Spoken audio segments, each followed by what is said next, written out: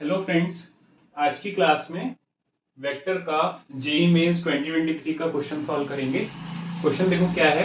Late A and B be two vectors, okay, such that mod of a is equal to 1 and mod of b is equal to 4 and a into b, या फिर ये बोल सकते हो a dot b is equal to 2 and if c is equal to 2a cross b minus 3b then the value of b dot c is।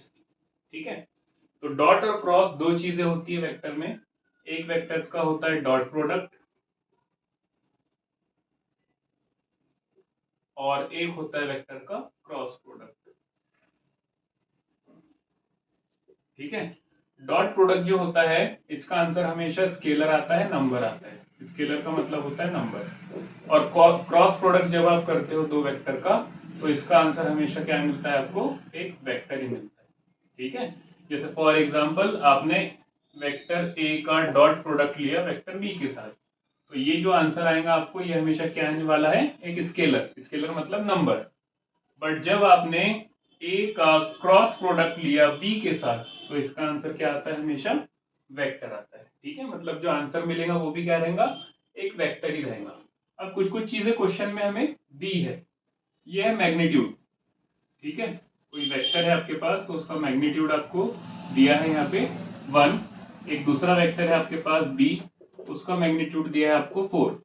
ठीक है, अब magnitude समझ लो कैसे निकालते। जैसे एक वेक्टर है तो इसको IJK में ऐसा लिखते हैं, x इंटू आई कैप प्लस वाई इंटू जे कैप प्लस जेड इंटू के कैप, इस तरीके से। अब इसके मैग्नीट्यूड का मतलब होता है कि आपने ऐसे मॉड लगाया तो ये हो जाता है लेंथ। कैसे लिखेंगे length, X square plus Y square plus Z square. ठीक है, इस तरीके से निकाला जाता है मैग्नीट्यूड। तो वेक्टर ए का मैग्नीट्यूड 1 है मतलब उसकी लेंथ 1 है, बी की मैग्नीट्यूड 4 है मतलब उसकी लेंथ 4 है। ए डॉट बी, ये जो आंसर आ रहा है ये 2 आ रहा है। बताया था हमने डॉट प्रोडक्ट हमेशा एक स्केलर आता है, एक नंबर आता है। सी एक वेक्टर दिया है आपको 2a cross B minus 3b, then the value of B dot C is. B dot C पे क्वेश्चन पूछा है उसने। B dot C, dot product हमेशा आपको नंबर ही देता है, तो चारों ऑप्शन आपको कैसे दिए हैं, नंबर के फॉर्म में। ठीक है, तो इतनी चीज आप याद रखो कि डॉट प्रोडक्ट क्या होता है, क्रॉस प्रोडक्ट क्या होता है, वेक्टर का मैग्नीट्यूड क्या होता है। ठीक है, और ये भी मेंस में पूछा गया जनवरी में, काफी इजी क्वेश्चन पूछा एग्जाम में। तो देखो इसको कैसे करेंगे। हमसे क्वेश्चन जो पूछा है उसने, जिस चीज के ऊपर पूछा है हम उस पर फोकस करेंगे। किस पे पूछा क्वेश्चन उसने हमसे, उसने क्वेश्चन पूछा बी डॉट सी पे। हमारे पास बी डॉट सी है क्या, नहीं है, बट हमारे पास सी है। ठीक है, सी कितना है हमारे पास, 2a क्रॉस बी, ठीक है, माइनस 3b।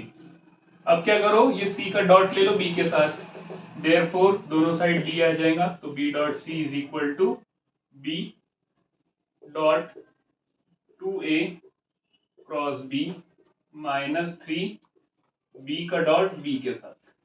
ठीक है, इज इक्वल टू, अब ये जो 2 है तो क्रॉस की प्रॉपर्टी होती है, ये जो 2 है ये क्या हो जाएगा, ब्रैकेट से बाहर भी आ सकता है ये, तो ये हो गया a cross B minus 3b into B.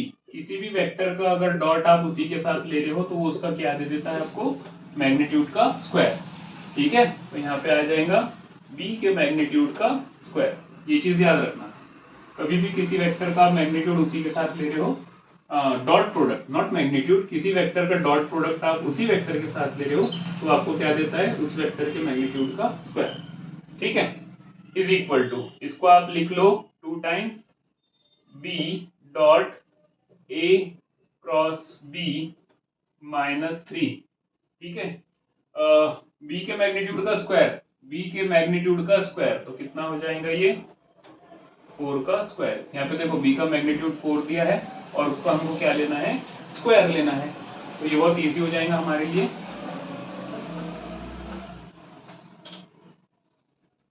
ठीक है,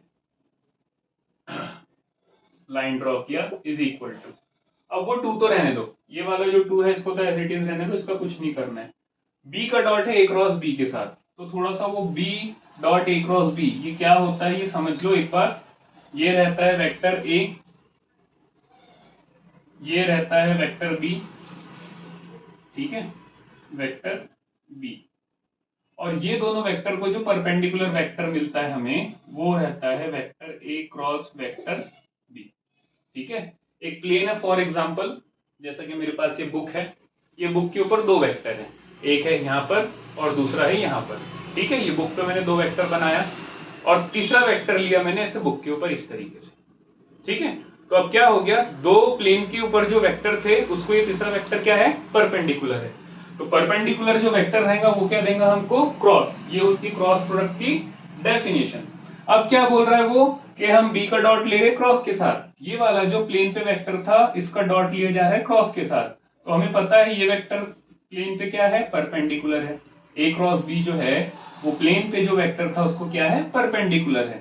ठीक है, और डॉट प्रोडक्ट का हमको पता है कि अगर दो वेक्टर का आप डॉट प्रोडक्ट ले रहे हो तो वो क्या आता है, magnitude of A magnitude of B into cos theta, मतलब एंगल बिटवीन देम। कॉस तो ठीक है, थीटा क्या रहता है, दोनों वेक्टर के बीच का, मतलब ए और बी के बीच का एंगल। ठीक है, अब हमारे पास बी और ए क्रॉस बी इसकी बात हो रही है, और ये दोनों वेक्टर के बीच का एंगल कितना है, 90 डिग्री। तो यहाँ पे आ जाएगा बी, यहाँ पे आ जाएगा ए क्रॉस बी, और यहाँ पे आ जाएगा कॉस। एंगल बिटवीन देम कितना रहेगा, 90। क्यों, क्योंकि बी जो है, बी जो था ये प्लेन में था और जो ए क्रॉस बी था वो इस प्लेन पे परपेंडिकुलर था, तो दोनों के बीच का एंगल कितना हो जाएगा, 90 डिग्री। अब सबको पता है cos 90 क्या होता है, 0। ये क्वांटिटी क्या होती है, 0, तो 0 इंटू एनीथिंग इज 0, तो ये पूरा क्या हो गया, 0। तो यहाँ पे ये जो इतनी क्वांटिटी है इसका आंसर क्या आ जाएगा बेटा, इसका आंसर आ जाएगा 0।